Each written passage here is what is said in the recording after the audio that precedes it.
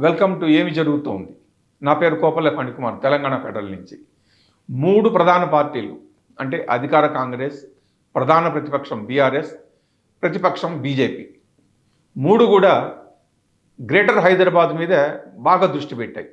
ఎందుకు అంటే తొందరలోనే జరగబోయే greater Hyderabad municipal corporation election గురించి. జీహెచ్ఎంసీ ఎలక్షన్స్ అనగానే ఇది ఒక మినీ తెలంగాణ. జీహెచ్ఎంసీ ఎన్నికల్లో ఎవరైతే ఎక్కువ స్థానాలు గెలుస్తారో మేయర్ పీఠం వాళ్ళకే దక్కుతుందనడంలో సందేహం లేదు. అందుకనే జీహెచ్ఎంసీలో గెలుపు కోసం 3 ప్రధాన పార్టీల అధినేతలు లేదా కీలక నేతలు ఎవరి వ్యూహాలు వాళ్ళు పన్నుతున్నారు. ఇందులో భాగంగానే ఒకళ్ళ మీద ఒకళ్ళ ఆరోపణలు, ప్రత్యారోపణలు చేసుకుంటూ ప్రజల ముందు ప్రత్యర్థుల్ని దోషులుగా నిలబెట్టేందుకు తీవ్ర ప్రయత్నాలు చేస్తున్నారు. ఇందులో భాగంగానే యనమల రేవంత్ రెడ్డి తాజాగా ఇటు బీఆర్ఎస్ అటు బీజేపీ 2 పార్టీలని కలుపుతూ కేంద్ర మంత్రి కిషన్ రెడ్డిని, బీఆర్ఎస్ వర్కింగ్ ప్రెసిడెంట్ కేటీఆర్ను ఇద్దరిని కలిపి దాదాపు ఒక ఉతికారనే చెప్పాలి. నగరాభివృద్ధికి ఎంతో ముఖ్యమైన మెట్రో 2వ దశ విస్తరణ, మూసీ నది సుందరీకరణ, ఫ్యూచర్ సిటీ ప్రాజెక్టును బీఆర్ఎస్ బీజేపీలు కలిసి అడ్డుకుంటున్నాయంటూ ఆరోపణలతో రెచ్చిపోయారు.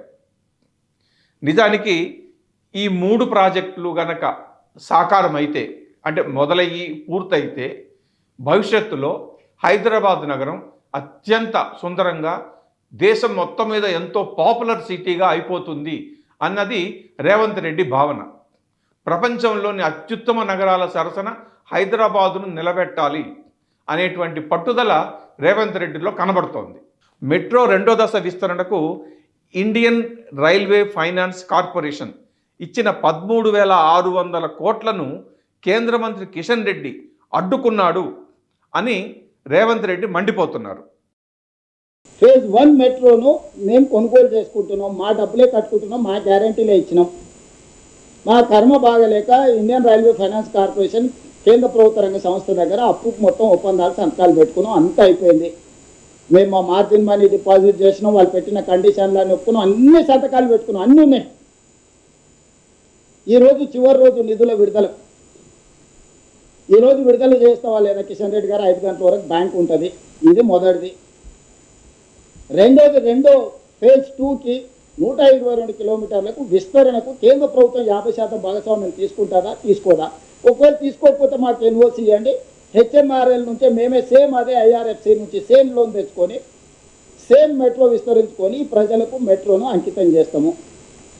ఇంతకు మించి నాకు నీకు గట్టు పంచాయతీ ఏ పంచాయతీ లేదు కిషన్ రెడ్డి గారు. మీ పట్ల నాకు గౌరవం ఉంది, అదే సమయంలో మీ పట్ల అసహనం ఉంది.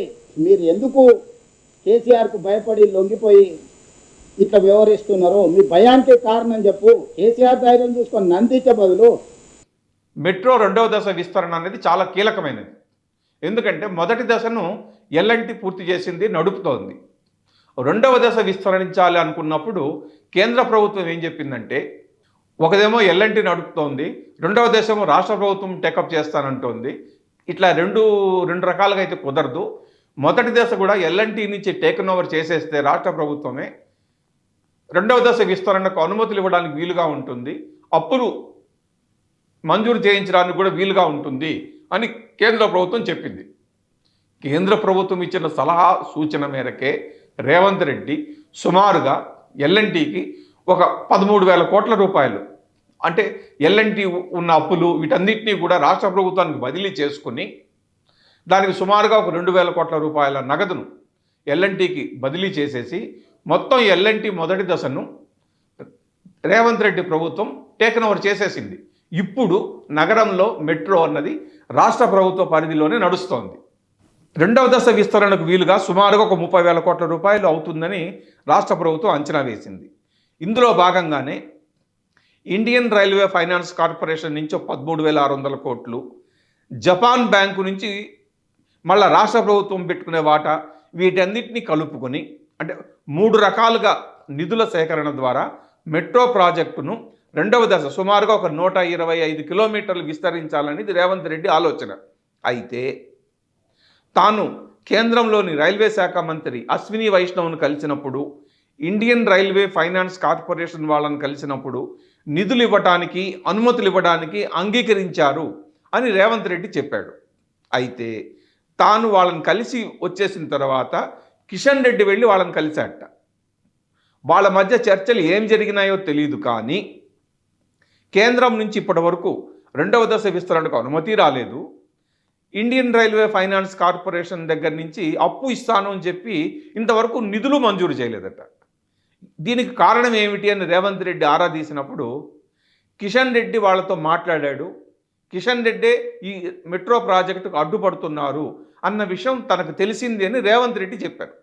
అందుకోసమనే మెట్రో 2వ దశ విస్తరణకు కిషన్ రెడ్డే అడ్డుపడుతున్నాడు అని రేవంత్ రెడ్డి డైరెక్ట్గానే అటాక్ చేశాడు.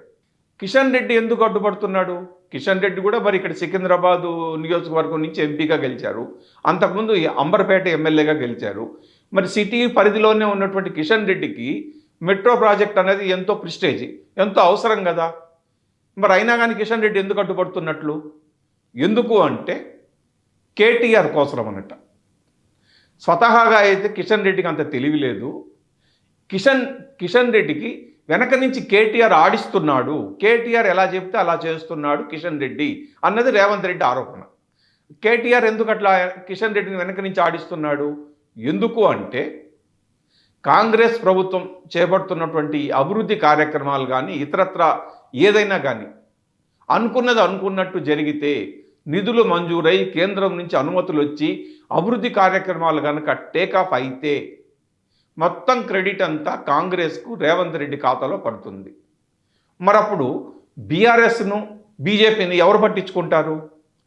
ఒకవైపు అభివృద్ధి, మరోవైపు ఉద్యోగాలు, ఇంకోవైపు ఉపాధి, అంతర్జాతీయ స్థాయి నగరంగా హైదరాబాదును తీర్చిదిద్దిన ఘనత, లేకపోతే తీర్చిదిద్దుతున్న ఘనత రేవంత్ రెడ్డికే దక్కుతుంది. కానీ రేవంత్ రెడ్డి కాంగ్రెస్ ఖాతాలో పడుతుంది. కానీ మిగిలిన పార్టీలు ఎందుకు పట్టించుకుంటారు? కాబట్టి రాబోయే ఎన్నికల్లో అధికారంలోకి రావాలన్నా, కాంగ్రెస్ ఓడిపోవాలన్నా రేవంత్ రెడ్డి పంపిస్తున్నటువంటి ప్రతిపాదనలు ఏవి కూడా సాకారం కాకూడదు అని కేటీఆర్ ఆలోచనను కిషన్ రెడ్డి బుర్రలోకి చొప్పించాడట. దాంతో వాళ్ళిద్దరి మధ్య ఒక రహస్య డీల్ కుదిరి రేవంత్ రెడ్డి పంపించినటువంటి ప్రతి ప్రతిపాదనను కేంద్రం స్థాయిలో పెండింగ్లోనే ఉంచాలి అని కేటీఆర్ చేసిన సూచనల ప్రకారమే కిషన్ రెడ్డి కేంద్రంలో ప్రతి ప్రాజెక్టుకు అడ్డుపడుతున్నాడు అని రేవంత్ రెడ్డి బాహాటంగానే ఆరోపించాడు. అంత శ్రమ కూడా చేసేంత ఇది ఉన్నాడు కాదు. కిషన్ రెడ్డి వెనకాల కేటీఆర్ ఉన్నాడు. ఈ కుట్రలన్నీ, కుతంత్రాలన్నీ కేటీఆర్ తయారు చేసి సిట్టానికి ఆ సిట్టి ప్రకారం పనిచేస్తుంది. నా స్ట్రైట్ ఆరోపణ, స్ట్రైట్ ఈ కుట్ర కేటీఆర్ది. ఈ కుట్ర కిషన్ రెడ్డి గారు సహకరిస్తుండ్రు. వీళ్ళిద్దరు కలిసి నగరానికి మెట్రో, ఎందుకంటే కేటీఆర్ 10 ఏళ్ళు వాళ్ళ కేసీఆర్ ముఖ్యమంత్రి ఉండి ఏమీ చేయలేకపోయారు, 9వ స్థానానికి దిగజారింది. ఇప్పుడు ఇది ప్రాఫిట్ మేకింగ్ బిజినెస్ చేస్తే వాళ్ళు ఆపి దాని అంచనాలు పెంచి ప్రజలకు చేసిన నష్టమంతా చర్చకు వస్తుంది. ఇవన్నీ కూడా ఉన్నాయి. పార్లమెంట్ అప్పుడు బీఆర్ఎస్ బీజేపీకి అవ్వేదానం చేసి 8 మంది ఎంపీలను ఎట్లా గెలిపించారో తెలుసు కదా. దానికి గురుదక్షిణ చెల్లించుకుంటున్నట్టుగా అనిపిస్తుంది. మెట్రో 2వ దశ విస్తరణకు కేంద్రం 50% నిధులు ఇవ్వడానికి సిద్ధంగా ఉంది అని కిషన్ రెడ్డి కూడా ఒక ప్రకటన చేశారు. అయితే తన ప్రకటనకు ఆధారంగా ఆ లేఖ కానీ లేదా ఇంకేదో ఒక ఆధారం అయితే చూపించాలి కదా. కిషన్ రెడ్డి మళ్ళీ అలా చూపించట్లేదు. రేవంత్ రెడ్డి అదే అడిగాడు. 2వ దశ విస్తరణకు అయ్యే ఖర్చులో 50% నిధులు ఇవ్వడానికి కేంద్రం సిద్ధంగా ఉందని నోటి మాటగా చెప్పడం కాదు, ఏదైనా ఆధారం ఉంటే చూపించండి, ఒక కాగితం ఏదైనా ఉంటే చూపించండి అని రేవంత్ రెడ్డి అడుగుతుంటే కిషన్ రెడ్డి ఏం మాట్లాడటం లేదు. మళ్ళీ దీనివల్ల ఏమవుతోందంటే రేవంత్ రెడ్డి చెప్పినటువంటి మాటలు, చేసిన ఆరోపణలే నిజమేమో అని జనాలు అనుకునేటట్టుగా కిషన్ రెడ్డి వ్యవహారం ఉంది.